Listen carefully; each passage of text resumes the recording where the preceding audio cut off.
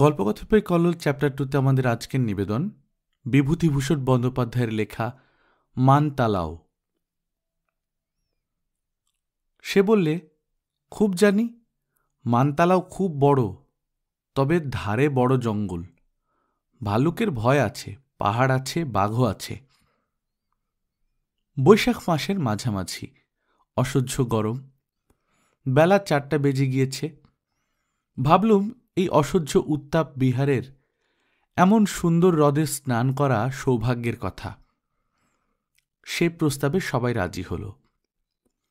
আমার মন প্রথমত সায় দেয়নি, কি জানি কেমন তালাও, মিথ্যেই দেখি হয়ে যাবে গয়া পৌঁছতে।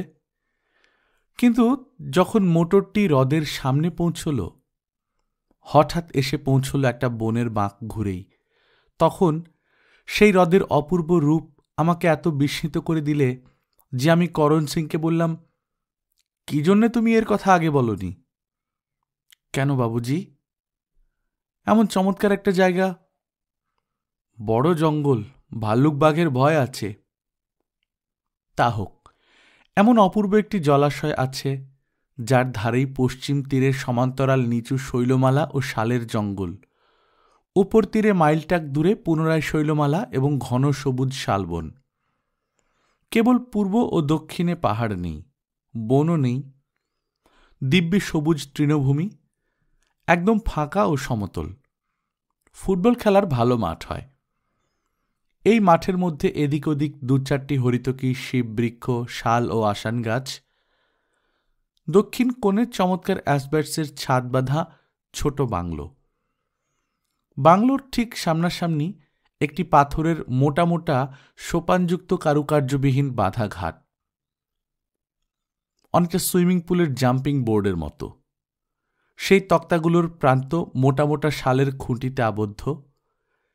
যেখানে তক্তাগুলো শেষ হয়েছে সেখানে একখানা ধূসর রং করা জাহাজের লাইফ বোটের গড়নের বোট বাঁধা।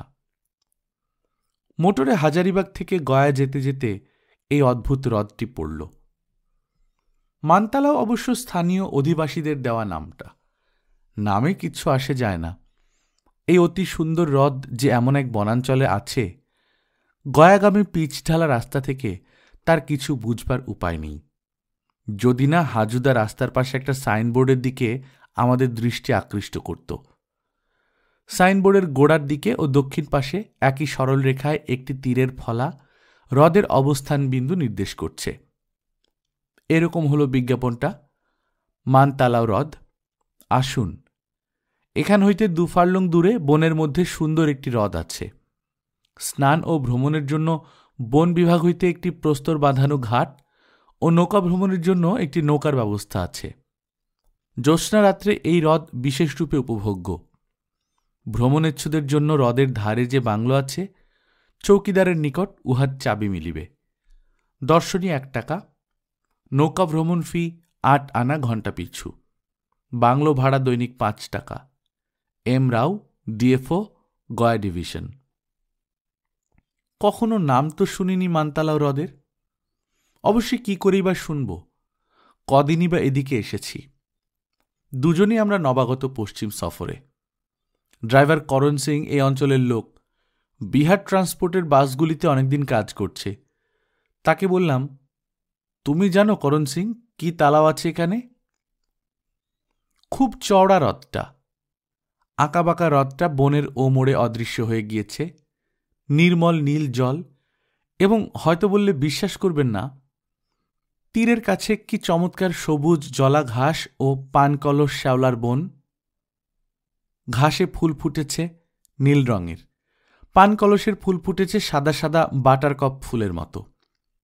আর কি অজস্র ফুটে আলা করছে বনপ্রান্ত। সেই পড়ন্ত বেলায় কি ঘন সুবাস সদ্য ফোটা কুর্চি ফুলের। সারা বনভূমি মাতিয়ে ফেলেছে এই সুবাসে। যেদিকেই চাও সেদিকেই থোকা থোকা কুচরি ফুল দুলছে বাতাসে। কি শোভা এই অপরিচিত অজ্ঞাত জলাশয় ও তার বন্য পরিবেশের। কি অদ্ভুত নির্জনতা এর চারিপাশের। কোথাও একটি মানুষের চুলের টিকি দেখা যায় না। কেবল শোনো বিহঙ্গ কাকলি, বন্য হনুমানের উপ আপ শব্দ দূরে বনের মধ্যে, আর জলাশয়ের বড় বড় ঢেউ ছপছপ করে সেই তক্তা বাঁধা জেটির গায়ে এসে লাগবার শব্দ। আমার বন্ধু ললিত প্রকৃতিকে দেখবার চক্ষু হারায়নি। সে দেখে শুনে বলে উঠল, শুধু এখানে বসে থাকো, ব্যাস, আর কিছু না। তা খাওয়া? সে হয়ে যাবে। বলে সে তাচ্ছিলের সঙ্গে হাত নেড়ে কি যে নির্দেশ করলে কিছু বুঝতে পারলে না। বললাম, বোট চড়বে? হ্যাঁ ভাই, কিন্তু সন্ধ্যায় জ্যোৎস্না উঠলে, কি বলো? রাত্রে তাহলে এখানে থাকতে হবে। থাকলাম। খাওয়া? সে হয়ে যাবে। বলে সে আবার পূর্ববৎ অর্থহীন ইঙ্গিত করলে হাত নেড়ে। আমার ইচ্ছা যে একেবারে না ছিল তা নয়। মোটর থেকে সবাই নেমে পড়লাম। বাংলোর চৌকিদারকে ডাকাডাকি করা গেল, কোনো সাড়া শব্দ পাওয়া গেল না। আমরা বাংলোর বারান্দায় জিনিসপত্র নামিয়ে রেখে সেখানে বসলাম। উদ্দেশ্য চা তৈরি করার চেষ্টা দেখা। ললিত শীঘ্রই শুকনো কাঠকুটো কুড়িয়ে নিয়ে এসে চা চড়িয়ে দিল। করণ সিং চৌকিদারকে ডাকতে গেল। চা খাওয়া শেষ হল। সূর্য অস্ত গেল ওদিকের পাহাড় শ্রেণীর ওপারে। চমৎকার ছায়াভরা প্রান্তর ও বনানী। বনানী প্রান্তস্থ এই বিরাট সরোবর। পাহাড়ের প্রতিবিম্ব ফুটে উঠেছে নির্মল কাকচক্ষু জলের পশ্চিম কোণে। পাখপাখালির কলরব ভেসে আসছে পাহাড়ের দিক থেকে। এমন সময় করণ সিং চৌকিদারকে নিয়ে এলে দেখা গেল যে চৌকিদার একটি 16-17 বছরের ছেলে। নাম তার ট্যাম্পা। আমরা বললাম, কোথায় গিয়েছিলি? হাটিয়া মে। कहाँ का हटिया? गोविंदपुर, 2 मील यहाँ से, पहाड़ के बगल में। रात में हम लोग बांग्लो में ठहरने सकेगा? जी, काहे नहीं, रह जाइए आप लोग, मगर हमारे पास चाबी तो है नहीं। चाबी कहाँ है? मेरे चाचा के पास है मकान में, हम जाएगा मंगाएगा। तब जाओ और मंगाओ। आप लोगों को खाना की क्या होगा? तुमको बनाना पड़ेगा, सकेगा नहीं? कहे नहीं हुजूर, मगर यह कुछ नहीं मिलेगा, ना चाल ना दाल। घबराओ मत, सब चीज है हम लोग का गाड़ी में। तुम एक ठो मुर्गी मंगाओ हटिया से। हाँ, दीजिए 2 रुपया, गांव से मंगाएंगे। बोट का चाबी कहाँ? ओ खुला हुआ है, ले जाइए, एक ठो खाता में सही करने होगा। खाता लाओ। টম্পা খাতা সই করিয়ে চাবি আনতে চলে গেল। আমরা করণ সিংকে জিনিসপত্রের তত্ত্বাবধানে নিযুক্ত করে বোট ছেড়ে দিলাম। সরোবরটি সব জায়গায় সমান চওড়া নয়। বোট নিয়ে আমরা যত ওর দৈর্ঘ্য ধরে এগিয়ে চললাম তত বাঁ দিকের প্রস্থ বাড়তে লাগল। শেষে এমন হল যে ওপারের গাছপালা ছোট দেখাতে লাগল। ওপারের পাহাড় হঠাৎ যেন বহু দূরে চলে গেল। হ্রদের জলে ছোট ছোট ঢেউয়ের সৃষ্টি করে পাহাড়ের দিক থেকে বাতাস বইছে। ললিত বললে, ভাই, স্নান করা দরকার, বোট লাগাও কোনো এক জায়গায়। আমাদের দুজনেরই দৃষ্টি আকৃষ্ট করেছিল ওপারের অপূর্ব বন সৌন্দর্য। এপারের তীরে তৃণভূমি বেশি, মাঝে মাঝে 2-4টা ছোট বড় গাছ। ললিতকে বললাম, চলো ওপারে বোট নিয়ে, ওখানে যাওয়া যাবে। ক্ষুদ্র বিচিসংকুল হ্রদটি পার হতে প্রায় 40 মিনিট লাগল। এইখানেই হ্রদটির প্রস্থ সর্বাপেক্ষা বেশি। পাহাড়ময় তীরভূমি যত কাছে আসতে লাগল ততই তার ঘন সবুজ রূপ আমাদের বাঙালি মনকে টানতে লাগল ওর দিকে। এসব মরুভূমির মতো ঊষর দেশের কঙ্করময় রুক্ষতার মধ্যে শ্যামল বনানীর বৈচিত্র্য চোখ জুড়িয়ে দেয় কিভাবে তা উপলব্ধি করার বস্তু। শুধুই কানে শুনে বা বইয়ে পড়ে তা বোঝা সম্ভব নয়। ওপারে আমরা যখন পৌঁছে গেলাম তখন দিন ও রাত্রির সন্ধিক্ষণ। একটু পরেই একাদশীর চাঁদের জ্যোৎস্না ফুটে উঠল জলে, বনে, পাহাড়ে, সর্বত্র। ওপারে পৌঁছে ডাঙায় নেমে দেখি তীরভূমি কি সুন্দর। পাষাণময় আগাগোড়া, সমতল ল্যাটেরাইট পাথরের বেদি যেন মস্ত বড়। ঠিক পেছনেই বন শুরু হয়েছে, একেবারে অনতিদূরস্থ শৈলসানু পর্যন্ত বিস্তৃত বনভূমি। পাষাণময় চত্বরের দৈর্ঘ্য 100 হাতেরও বেশি, চওড়ায় প্রায় 10-12 হাত। আমাদের স্নান ও বিশ্রামের জন্য প্রকৃতি যেন পাথরের ঘাট বাঁধিয়ে দিয়েছে। কি ঠান্ডা জায়গাটি! বনের কি সুন্দর স্নিগ্ধ হাওয়া, কুচড়ি ফুলের কি ঘন সুবাস জ্যোৎস্না মাখা বাতাসে। আমরা জলে নামলাম। যতদূর যাই পায়ের তলায় শুধুই পাথর, যেন সিমেন্ট বাঁধানো সমতল চত্বর। জল ঈষৎ তপ্ত, কিন্তু কাকচক্ষুর মতো নির্মল। জলে পড়েছে চাঁদের জ্যোৎস্না। পাহাড়ের উপর বন্য কুক্কুট ডেকে উঠল রজনীর প্রথম জামের শুরুতে। সেই সঙ্গে ডেকে উঠল শেয়ালের দল। ললিত বললে, কি চমৎকার জায়গা ভাই! এমন যে জায়গা আছে তাই জানতাম না। অথচ কেউ আসে না। জানলে ভিড় জমে যেত না এই গরমের দিনে? তুমিও যেমন। আমাদের দেশে এইসব জিনিস দেখবার শখ আছে কজনের? কে আসছে লেক দেখতে? আমাদের পেছনে রহস্যাবৃত বনভূমি জ্যোৎস্নায় অন্ধকারে অত্যন্ত গভীর ও বিপদসংকুল বলে মনে হচ্ছে। করণ সিং ভালুকের কথা তো বলেছিলই, বাঘের অস্তিত্বের সম্বন্ধে যে ইঙ্গিত করেছিল তাও অর্থপূর্ণ। কিন্তু আমার মন ছিল না বনের বিপদের দিকে। সারাদিন প্রখর রৌদ্রতাপ, ধুলা ও ঘামের হাত থেকে নিষ্কৃতি পেয়ে এই বনানী বেষ্টিত নির্জন বিশাল জলাশয়ের গভীর জলে অবগাহন স্নান করবার আনন্দ আমার সব ভয়কে ছাপিয়ে উঠেছে। হ্রদের ধারে ধারে জলজ ঘাসে নীল ফুল ফুটে আছে। হাওয়ায় দুলছে ঘাসগুলো। উচ্ছেলতার মতো কি একটা লতা ঝুলে পড়েছে জলে। পাথরের উপর দিয়ে সাপের মতো সেটা চলে এসেছে জঙ্গলের দিক থেকে। দুজনে পাষাণময় তীরভূমিতে উঠে সাবান মাখলাম আরাম করে। তারপর আবার নামলাম জলে। চাঁদের ছায়া ভেসে ভেসে যাচ্ছে জলের ভেতর। বুকে মুখে লাগছে। ঢেউ পাষাণময় তটে মৃদু শব্দের ছলাৎ ছলাৎ করছে, তাল খাচ্ছে। চারিধার নিঃশব্দ নির্জন। কি সুন্দর রাত্রি! কি সুন্দর দেবলোকের সরোবরের মতো অগাধ জলরাশি! তিড়িং করে একটা ছোট মাছ লাফিয়ে উঠেই আবার জলে পড়ে গেল। জল জীবনদায়িনী সুধার প্রবাহ। ভগবানের কি অদ্ভুত সৃষ্টি এই জল! কিন্তু এই জলকে ঠিকমতো ভোগ করতে হলে এমনি ধারা অগাধ জলের সরোবরে বা নদীতে এমনই ছায়ানিবিড় বনকুলের ধারের ঠান্ডা জলে অবগাহন স্নান করা চাই, সারাদিনের পরিশ্রম, ধুলো ও দুর্দান্ত গ্রীষ্মের পরে। কলকাতার ৮-৬ বাথরুমে জলের কল খুলে স্নান করে কিছুতেই বোঝা যাবে না জলের কি মহিমা, অবগাহন স্নানের কি আস্বাদ।